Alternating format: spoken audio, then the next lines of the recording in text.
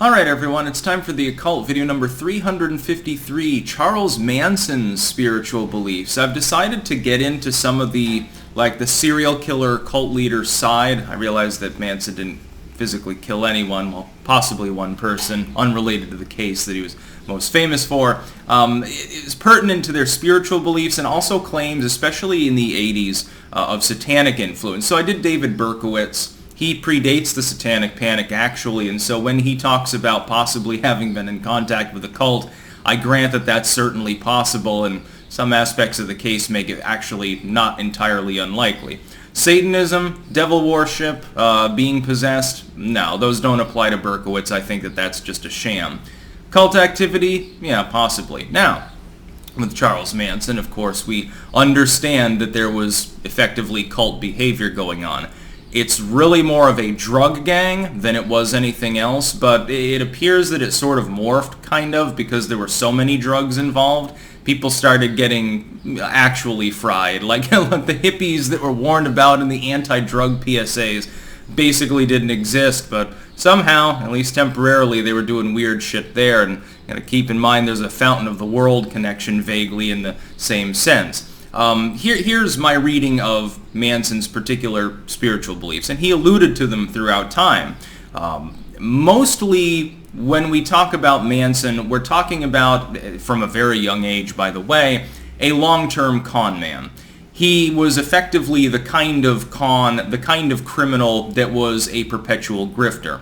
And so he did the smooth talking thing. He did the talk in circles thing. He had that sort of criminal charisma to him, not really meaning to create a cult, but he's a con man. He's trying to attract young females in for sexual purposes. He's trying to attract people in to make money, especially through drugs and also automotive theft mainly. That was one of the big things. They effectively ran their own chop shop. Drug sales, middlemaning mainly, not production. And then prostitution. Those were the three big Manson family, if you can call it that, crimes. Throughout his, therefore, life, both when he was at Spawn Ranch and before, and certainly in prison, he alluded to a massive plethora of different spiritualities. And here's my reading of it. Charles Manson had effectively a grade school education. He was barely literate and could functionally not read beyond like a third grade level. His writing atrocious, but he was a bright individual. Chose to use that for criminal purposes, maybe not murder, but certainly basically every lesser crime known to man. Pretty much everything was there. So not exactly the sort of person a wholesome average mind would actually follow or anything. My idea is that it was all a con, though. That is that if you look at the sort of word salad way in which he expresses his variable spiritual beliefs, it's really just the convict game of talking in circles and bullshitting. So you have an elementary understanding of a spiritual system, and then you extrapolate layer upon layer on it. You might have met people like this in college. Preferably they're not, doing the con man thing. They took acid once. Jack Dorsey reminds me of this. I make this joke. They took acid once, and now they can't stop talking about it.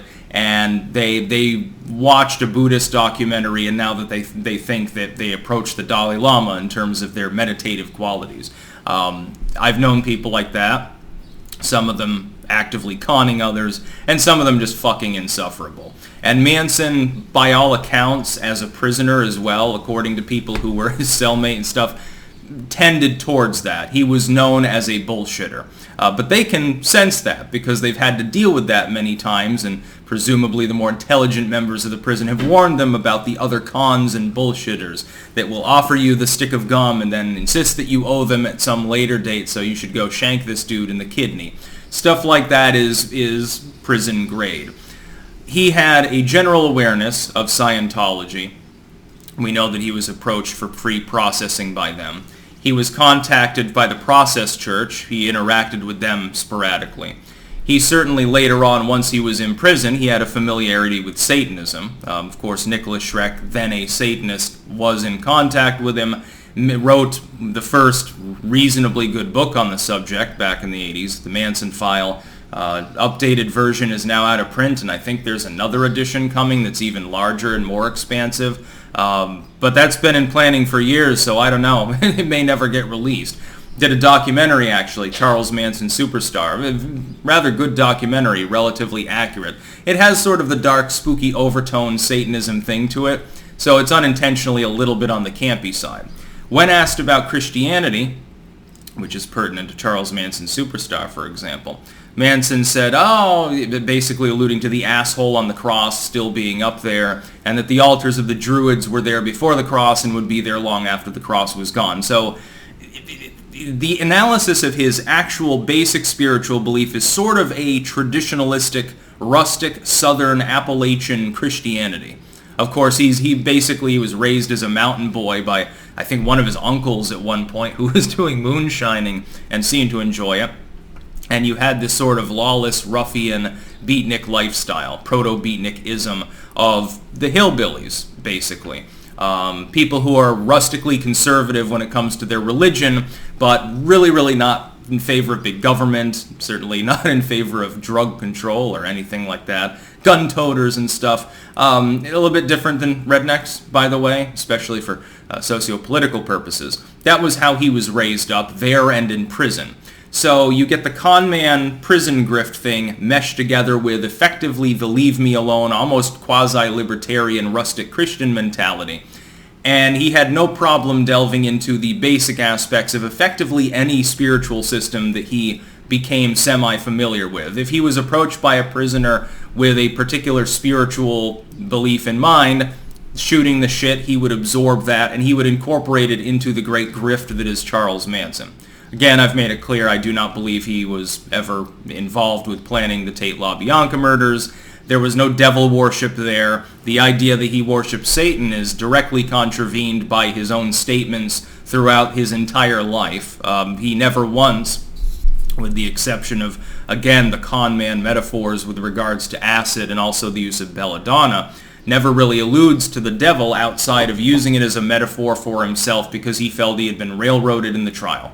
So when he basically calls himself the devil, well, he also calls himself Jesus. But you've got to understand that through the lens of the kind of con man grift language that is used in prison. Especially if you go back to the 50s when he first ends up in, or actually 40s, I believe, when he's in reform school. He was raised up by convicts. He was raised up by people who are trying to develop the smooth talking way about them because it'll help them in their prison life. And also potentially, because there's a revolving door process, once they get out, when they return to their life of crime. And he made no real attempt at reform beyond young adulthood. A few attempts very early on, but by then was effectively given up as a lost cause. At one point he ended up in prison for years for trying to forge, I think, a $5 check. Rather petty crime. And of course, now people remember him as the man who ended the 60s. Well, it's not really true, and the helter-skelter thing was never really real. That's the other thing. Just to point out, in closing, semi-related to Manson's spirituality, again, rustic Christianity, there are Native American overtones more than anything else if you want to draw from pagan spirituality or something. And again, the veneration of Atwa, sort of the nature, the hippie spirituality thing that was common in the 60s. He attempted to appropriate that as part of his grift in the 1990s, semi-successfully. I think at one time there was a webcam set up in his cell, actually. I think they took it down. He was probably beating off in the corner or something that determined it was untenable. When people talk about helter-skelter, they're echoing a bunch of railroading horse shit from a kangaroo trial. Just to be clear, the Manson family was mainly a gang. It was cult activity insofar as their drug use, and there was an element of psychedelic spirituality certainly happening at Spawn Ranch. They were having orgies and stuff, but really a lot of it was more of a drug-laced, frenetic, just doing whatever you want thing. It was a hippie orgy, essentially, with Manson reigning over it as the head hippie, despite being a beatnik, and again, oddly enough, a rustic Christian who simply likes to drop acid. That's probably the best way to describe his singular spirituality. I don't know how literally he took the concept of anything spiritually related. Again, presumably believed in Jesus more than anything else, would have certainly at a young age, mainly because it was beaten into him. That's the long and short of it. he was a standard liberal Christian in that sense, only with a much culturally ingrained, by the way, interpretation that is much more zealous, much more present in day-to-day life than the kind of liberal Christian upbringing, that the mandatory Christianity membership by birth that you would tend to get maybe in an area which is mostly Methodists or Catholics or something like that. Catholics like Irish, or maybe not Hispanic Catholics. There's a lot more fervency in it down there. That's about all. Peace out.